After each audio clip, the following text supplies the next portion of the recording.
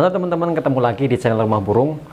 Di video kali ini saya bertemu dengan Kicomania, khususnya burung kacer atau koci atau hitam putih.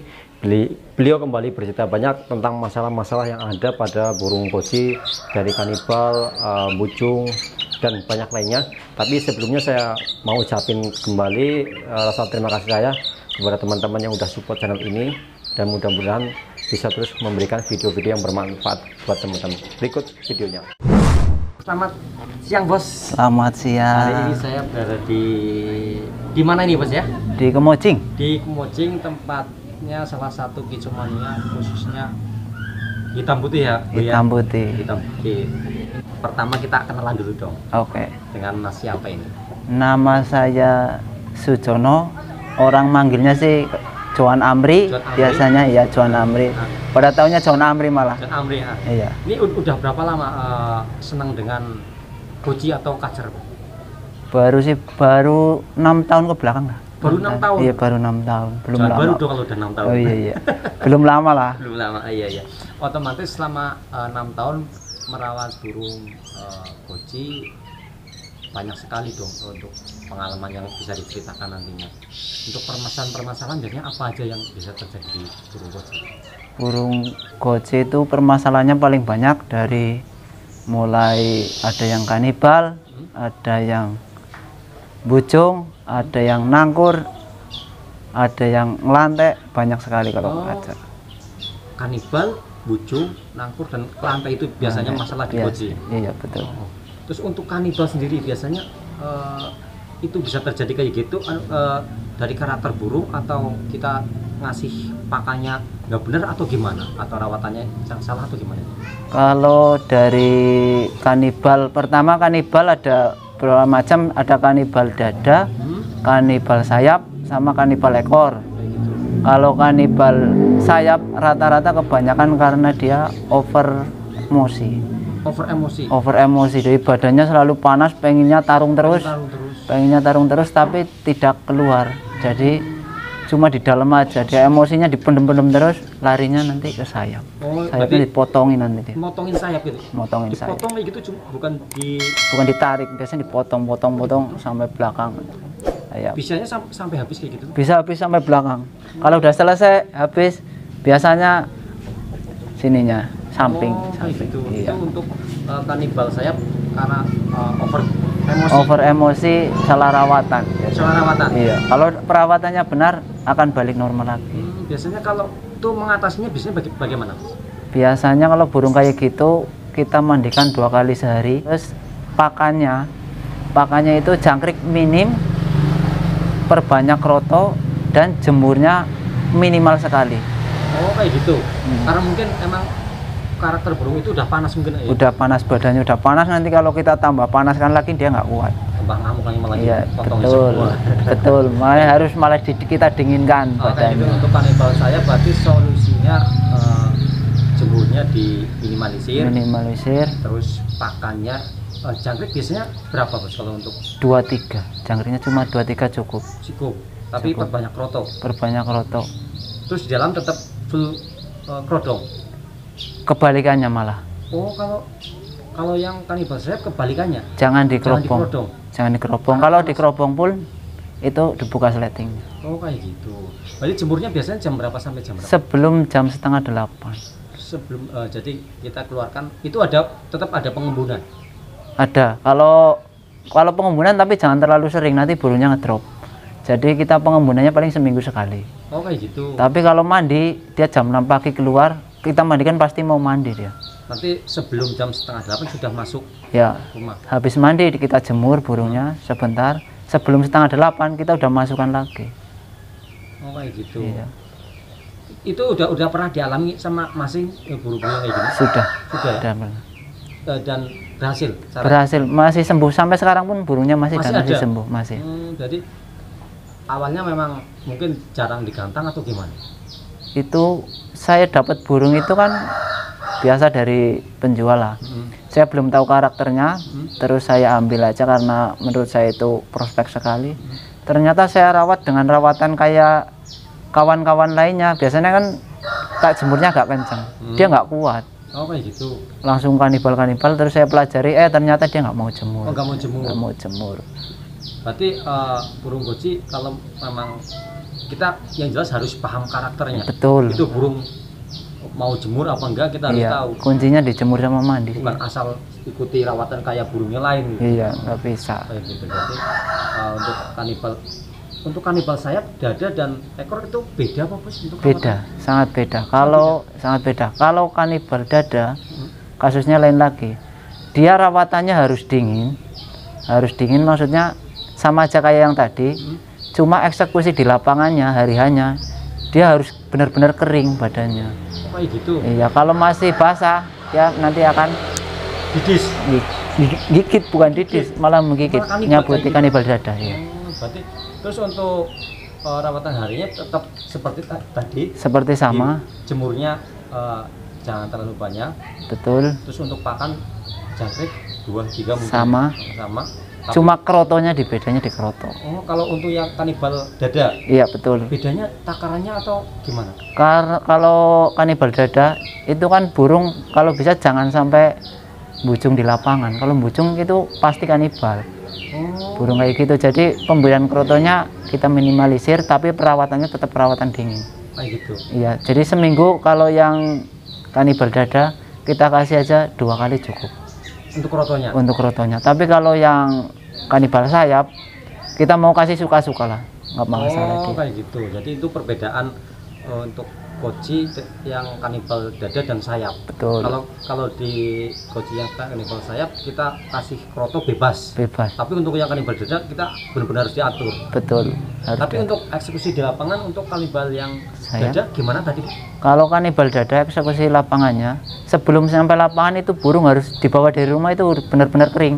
Kita mandikan dulu, tapi kita benar-benar tunggu kering betul lah. 1 jam atau 2 jam sebelum dibawa itu harus kering. Benar-benar kering. Burung kering. Kalau misalkan kita kan buru-buru, kita mandikan di rumah, terus posisinya belum benar-benar kering, kita tutup, itu nanti burungnya akan gimana? Itu pasti ujung-ujungnya nanti sampai sana paling baru separuh perjalanan tarung nanti bisa itu kanibal lagi. Gitu. Iya. Lain kalau sayap kita berangkat mandiin masih basah kita tutup bawah nggak masalah. Oh kayak gitu. Tambah bagus dia mainnya kalau cuaca mendung kalau yang sayap. Kalau yang sayap. Tapi kalau untuk yang kanibal dada memang harus benar-benar kering. Berarti ini dua masalah ini pernah dialami ya? Pernah. Kecuali yang ekor. Kalau yang ekor belum pernah mengalami dan belum berani cerita karena belum pernah kita melakukannya sendiri. Nanti kalau belum pengalaman ya takutnya teori aja kan dibilangnya kan. Terus ini di rumah ada berapa burung bos untuk gojinya? Di rumah ada 5 burung. 5 burung. Tapi kok kayaknya nggak ada suaranya? Betul. Kalau di rumah ini alhamdulillah nggak ada yang mau bunyi sama sekali. Sama sekali kayak gitu? Sama sekali. Walaupun dibuka nggak bakalan bunyi kecuali kalau lihat ya lain pasti bunyi. Burungnya lain kayak gitu. Iya. Tapi kalau kita jemur kita biasa rawatan nggak pernah ada yang bunyi. Jarang bunyi. Terus kebanyakan gaco yang masih miliki ini beli udah jadi apa cetak sendiri? Rata-rata cetak sendiri. Cetak sendiri? Iya. Biasanya untuk kita pencetak goji, proses awal bagaimana sih? Proses dasarnya rawatan dari normal aja. Kita pagi kita mandikan, habis kita mandikan kita jemur sekitar 1 jam atau maksimal 2 jam. Nanti baru ditaruh tempat yang teduh, kita kasih makan, kita tunggu sampai sekitar setengah jam, baru kita kerobong. Minimal 2 minggu baru kita coba rawatan yang sama. Kalau masih ada kekurangan kita naikkan lagi rawatannya. Selama 2 minggu baru kita coba lagi. Ya nggak bisa hari ini kita coba nggak jadi besok kita coba lagi, nggak bisa. Harus dirubah lagi rawatannya dan minimal 2 minggu baru kita temukan lagi. Terus untuk kebanyakan gaco saya lihat kan digantangan sering buat moncer. Ini proses latihannya gimana sih? Apa harus sering gantang atau ada tempat latihan khusus atau gimana? Oh ya, kalau untuk tempat latihan khusus kita ada. Karena dari Algojo sendiri kita sudah membuatnya udah sekitar 5 tahunan lebih lah kita ada tempat latihan. Itu sebelum kita bawa ke gantangan kita ada bawa ke latihan dulu. Jadi kalau di latihan kok masih ada kekurangan, belum mampu kira-kira, wah di bawah nanti cukup untuk silaturahmi dan kondangan, kita jangan bawa dulu. Oke. Kita matengkan dulu. Berarti itu solusi bagus. Iya, solusi. Daripada kita cuma kondangan latihannya cuma latihan silaturahmi, ya mending kita bikin tempat latihan dulu. Oh, berarti ada tempat khusus? Ada. Kita di markas ada. Itu khusus buat tim Algojo apa yang lain bisa? Bebas. Kita bebaskan siapapun boleh ikut latihan. Nggak ada dibatasi ini khusus Algojo, enggak. Tim-tim lain, orang-orang luar ataupun petani ataupun apapun yang penting punya burung, kalau datang pasti kita sambut. Yang penting kita ramaikan hitam putih. Kayak gitu intinya, ya? Betul. Oh, berarti pantas aja kalau dikatakan ribet monce karena memang udah dilatih sebelumnya. Udah dilatih, kita latih. Kita punya burung terus dilatih sambil gantang. Nah, itu mungkin kita harus punya modal yang kandel. Nah, itu harus kalau model kayak gitu kita harus punya dompet yang kandel juga itu. Iya.